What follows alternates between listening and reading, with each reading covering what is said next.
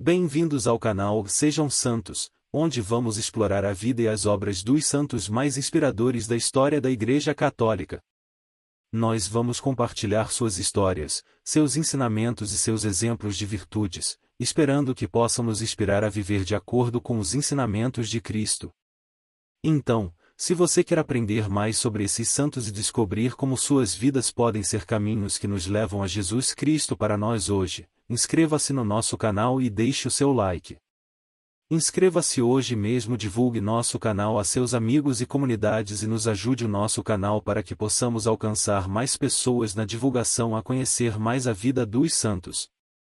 Onde a santidade é uma jornada diária. Faça parte dessa comunidade de busca pela santidade.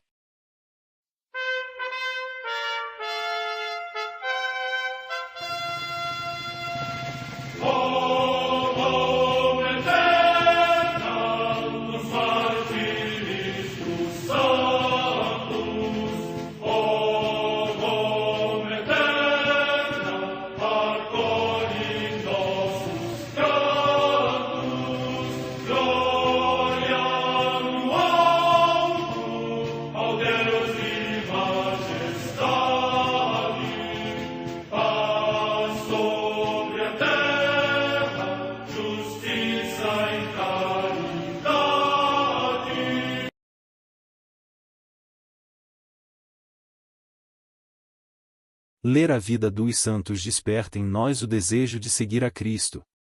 Através de suas vidas podemos aprender as virtudes, a sabedoria e o amor de Deus. Cada santo nos oferece um modelo de vida a ser imitado, como diz São Paulo na carta aos Hebreus, capítulo 12, versículo 1. Estamos rodeados por uma nuvem de testemunhas. A Igreja foi fundada por nosso Senhor Jesus Cristo não apenas como uma instituição, mas uma autêntica família. Os santos mártires, confessores, doutores, as virgens, os santos pastores e todos os demais santos são realmente nossos irmãos que nos precederam no caminho da fé e já estão no céu, para onde também iremos nós, pela graça de Deus. Portanto, sede santos, assim como vosso Pai Celeste é santo. Mateus capítulo 5, versículo 48. Hoje, dia 31 de dezembro, celebra a Igreja a vida desse grande santo, São Silvestre e Papa e Confessor. A Santa Madre Igreja celebra também nesse dia os santos. Também em Roma, no cemitério dos Jordanos, junto à Via Salária Nova, as santas Donata, Paulina, Rogata, Dominanda, Serótina, Saturnina e Hilária, mártires. Data da morte incerta. Em Sens, na Gália Leonense, atualmente na França, Santa Colomba, virgem e mártir. Data da morte no século IV. Em Constantinopla, hoje Istambul, na Turquia, São Zótico, presbítero, que se dedicou a providenciar o sustento dos órfãos. Data da morte no século IV. Em Jerusalém, Santa Melânia a jovem, que, com seu esposo São Piniano, deixou Roma e partiu para a Cidade Santa, onde abraçaram a vida religiosa, ela entre as mulheres consagradas a Deus e ele entre os monges, e ambos descansaram numa santa morte. Morte no ano 439. Em Ravenna, na Flamínia, hoje na Emília-Romanha, São Barbaciano, presbítero. Morte no século V. Em Lausana, no território dos Helvécios, na Odierna Suíça, São Mário, bispo, que transferiu para esta cidade a sede de Avenches, edificou muitas igrejas e foi defensor dos pobres. Morte no ano 594. Em La Louveuse, localidade situada nos montes próximos de Le Puy-en-Velay, na França, São João Francisco de Regis, presbítero da Companhia de Jesus, que, pela pregação e celebração do sacramento da penitência, peregrinando sem descanso por montes e aldeias, trabalhou incansavelmente para a renovação da fé católica nos seus habitantes. Morte no ano 1640. Na fortaleza de Mercoés, perto de Cahors, na França meridional, o passamento do beato Alano de Souminiac, bispo de Cahors, que, nas suas visitas pastorais, procurou promover a correção dos costumes do povo e trabalhou com grande zelo apostólico para a renovação da Igreja a ele confiada. Morte no ano 1659.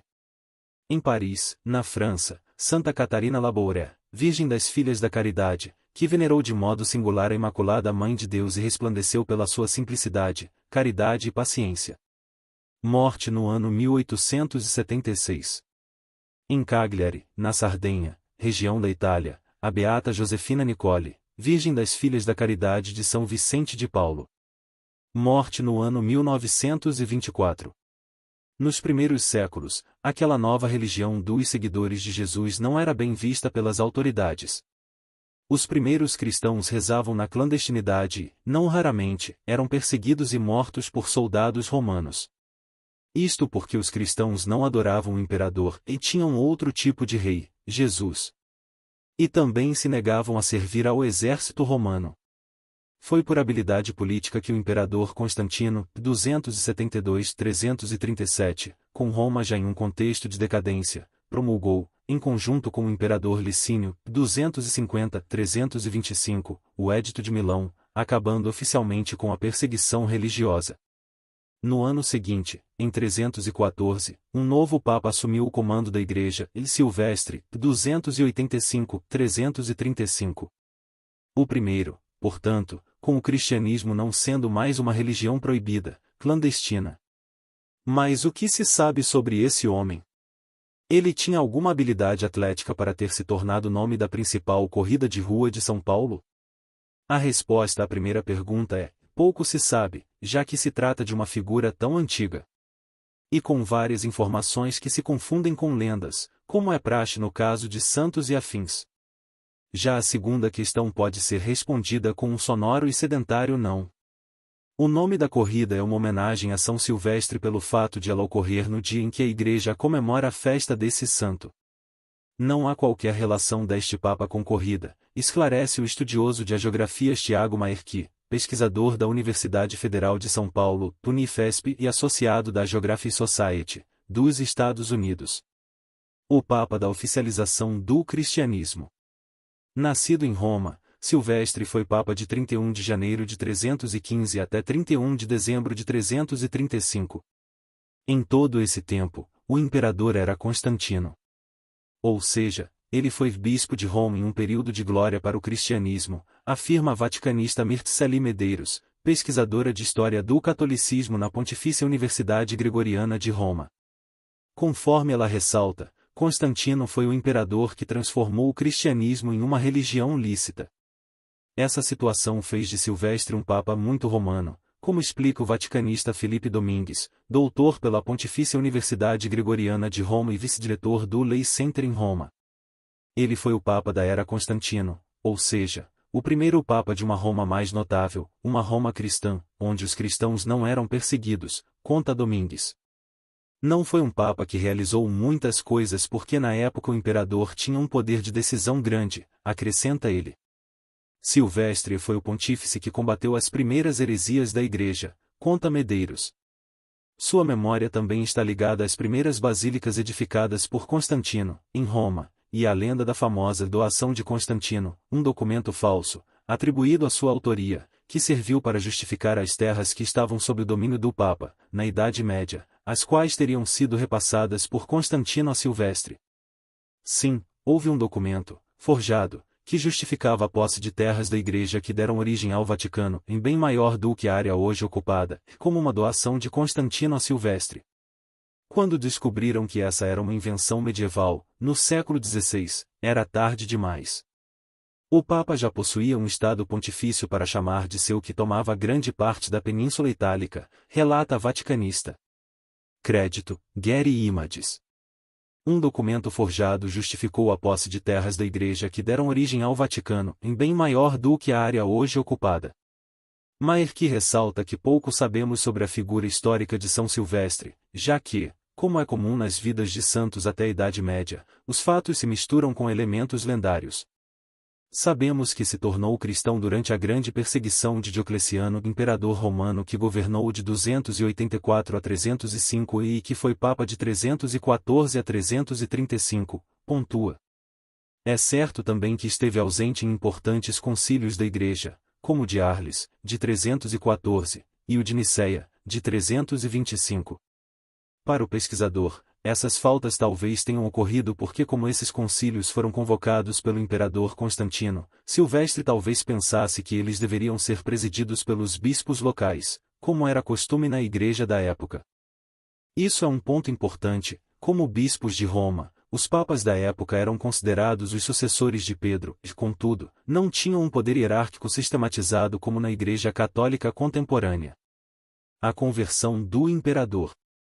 Há ainda uma outra história ligada à biografia de Silvestre e com contornos de lenda. Teria sido Silvestre a batizar o imperador Constantino no leito de morte, diz a pesquisadora Medeiros. Mas há controvérsias a respeito desse evento em particular. As fontes que temos à disposição discordam entre si a respeito do ocorrido.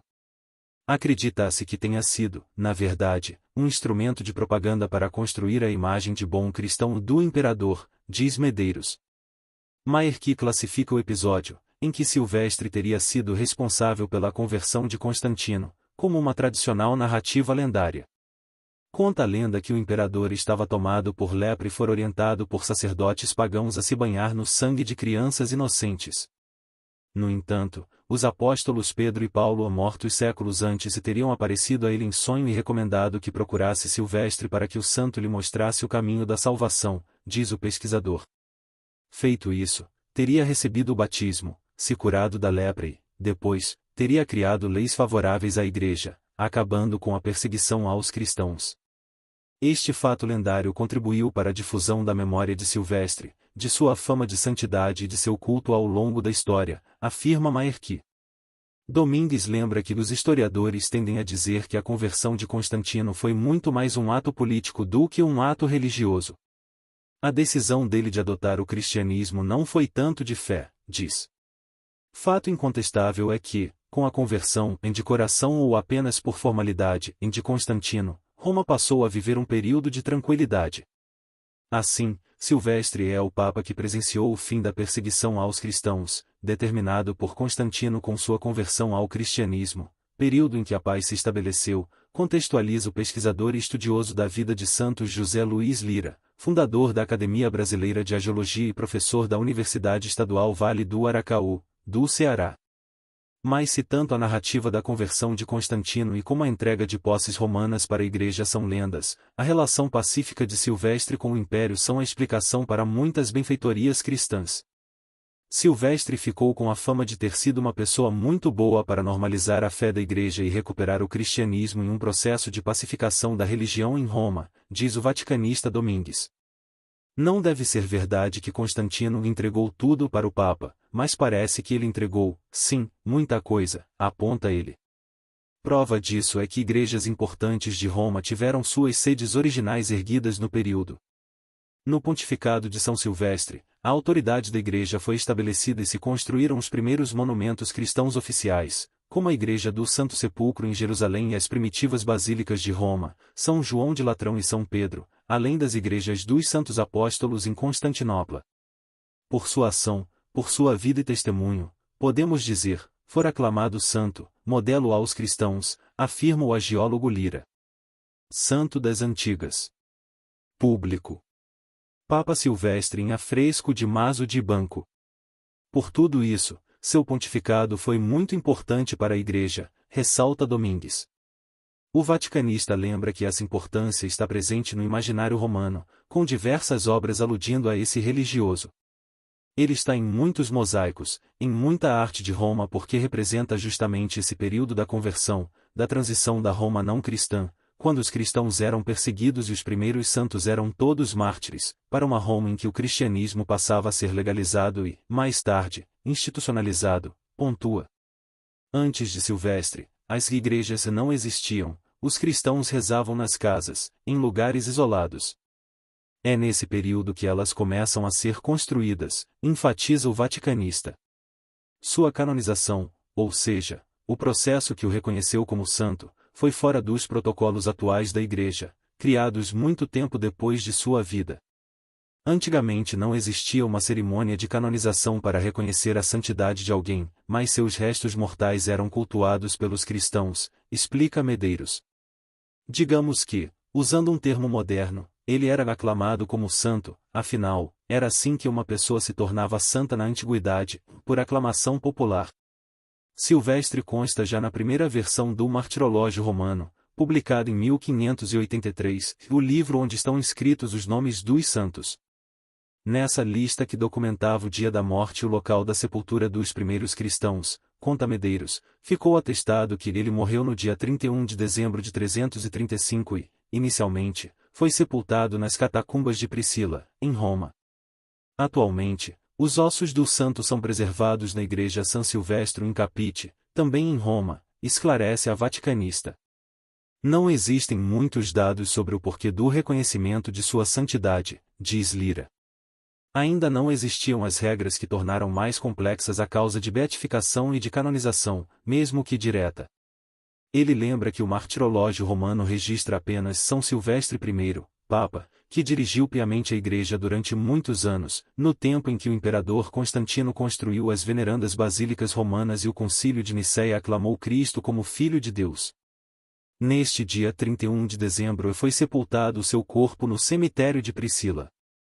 Maerki lembra de uma curiosidade, resultado quase óbvio de um período em que os cristãos não mais eram perseguidos pelos soldados romanos.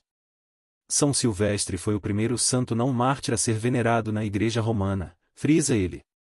Nos primeiros séculos da era cristã, ser mártir era uma prerrogativa para ser declarado santo. O dia de São Silvestre é 31 de dezembro porque esta foi a data de sua morte. Mas naquela época não era véspera do Ano Novo, em 31 de dezembro só se tornou o último dia do ano a partir do calendário gregoriano, promulgado pelo Papa Gregório XIII, de 1502 a 1585, em 24 de fevereiro de 1582.